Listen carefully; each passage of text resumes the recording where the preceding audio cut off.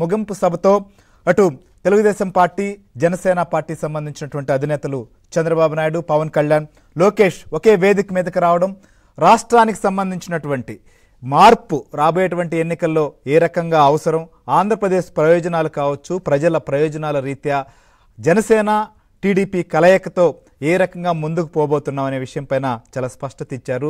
దీనికి సంబంధించి ఈ సభ తర్వాత ఒక కొత్త జోష్ కావచ్చు ఆంధ్రప్రదేశ్ రాజకీయాలు చాలా హాట్గా మారాయి. ఇంకొక వైపు టీడీపీ అధినేత చంద్రబాబు నాయుడు కుప్పంలో పర్యటిస్తున్నారు. జనవరి మొదటి వారం నుంచి కూడా ఆయన క్షేత్రస్థాయి పర్యటనలకు వెళ్ళబోతున్న పరిస్థితిని మనం చూస్తున్నాం. ఇంకొక వైపు పవన్ కళ్యాణ్ ప్రస్తుతం కాకినాడలోనే ఉంటూ గోదావరి జిల్లాలపైన ప్రత్యేకించి ఫోకస్ చేశారు. పార్టీ సంబంధించినటువంటి నాయకులు అలానే క్షేత్రస్థాయిలో పనిచేసేటువంటి డివిజన్ స్థాయిలో పనిచేసేటువంటి నాయకులతో కూడా ఆయన మాట్లాడుతున్నటువంటి పరిస్థితి. జనసేన నేతలే కాకుండా తెలుగుదేశం పార్టీ ఇన్ఛార్జీలు కావచ్చు ముఖ్య నేతలతో కూడా ఆయన కలుస్తున్నటువంటి పరిస్థితి. సో ఇలాంటి పరిస్థితుల్లో ఒకవైపు బలంగా ప్రజల్లోకి ఎలా వెళ్ళాలి కలయిక అనేది క్షేత్రస్థాయిలో ఏ రకంగా తీసుకెళ్లాలనే దానిపైన ఫోకస్ పెడితే ఇంకోవైపు మనం చూస్తున్నాం అధికార పార్టీలో వైసీపీలో చాలా గందరగోళ పరిస్థితులు నెలకొన్నాయి. ఒక్కొక్క ఎమ్మెల్యే కావచ్చు ఎంపీలకు కావచ్చు మంత్రులకు ఫోన్ కాల్ వస్తే తాడేపల్లి ప్యాలెస్కి వెళ్లాల్సిన పరిస్థితి.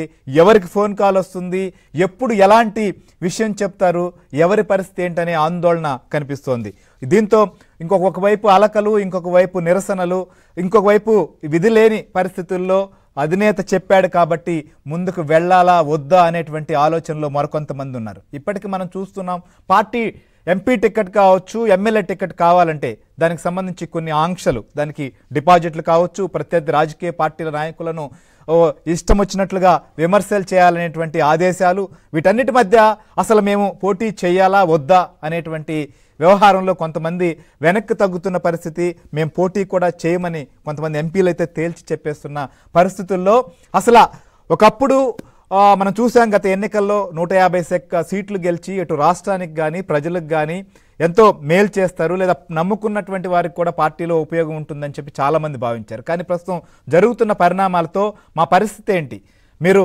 60 మందిని మారుస్తామని ఒకసారి 80 మందిని మార్చబోతున్నాం అందులో 25 మందికి స్థానచలనం 25 నుంచి 30 మందికి 50 మంది కొత్త వారిని తీసుకొని రాబోతున్నాం. అయితే మా పరిస్థితి ఏంటి అసలు ఆ పిలవడం కానీ వారికి చెప్తున్న విధానం కావచ్చు లేదా వారికి ఇస్తున్నటువంటి ఇన్ఫర్మేషన్ ఒక బూమరాంగ్ అవుతున్న పరిస్థితి మనం చూసాం. ఇంతకుముందు ఎప్పుడూ లేదు.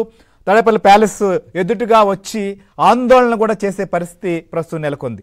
దీని అంతటికీ ఎవరి కారణం ఎవరి వైఖరితో ఈ రకమైనటువంటి పరిస్థితి వచ్చింది? పార్టీ అధినేత పార్టీని ముందుకు నడిపించాల్సిన సీఎం పార్టీని సొంతగా ఏం చేస్తున్నారు? ఆయన సెల్ఫ్ గోల్ కొట్టుకుంటున్నటువంటి పరిస్థితి ఉందా అనేది ఒకవైపు అయితే వైఎస్ షర్మిల ప్రస్తుతం రాజకీయాల్లో హాట్ టాపిక్గా మారారు.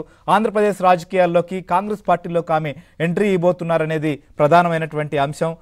ఆమె నేరుగా పార్టీ అధ్యక్ష పదవిని ఏపీలో స్వీకరిస్తారా లేకపోతే జాతీయ స్థాయిలో ఆమెకు ఒక కీలకమైన బాధ్యతలు అప్పచెప్పి ఆంధ్రప్రదేశ్లో ఆమె రాజకీయాల్లో కీలకం కాబోతున్నారా అనేటువంటి అంశం అధికార పార్టీలో ఒక అలజడైతే సృష్టిస్తుంది.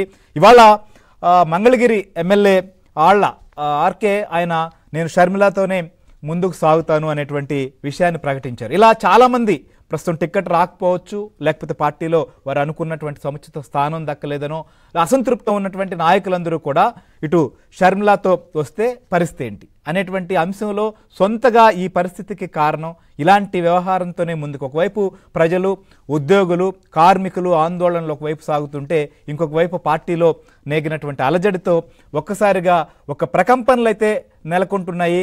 ఈ పరిస్థితికి ఈ వైఖరికి మొత్తం కూడా వైనాట్ 175 అనే పరిస్థితి నుంచి ఇప్పుడు అసలు ఎక్కడున్నాం ఏంటి పరిస్థితి అనేటువంటి వెతుకులాటకి పార్టీ నాయకులు అభ్యర్థులు వచ్చినటువంటి పరిస్థితి.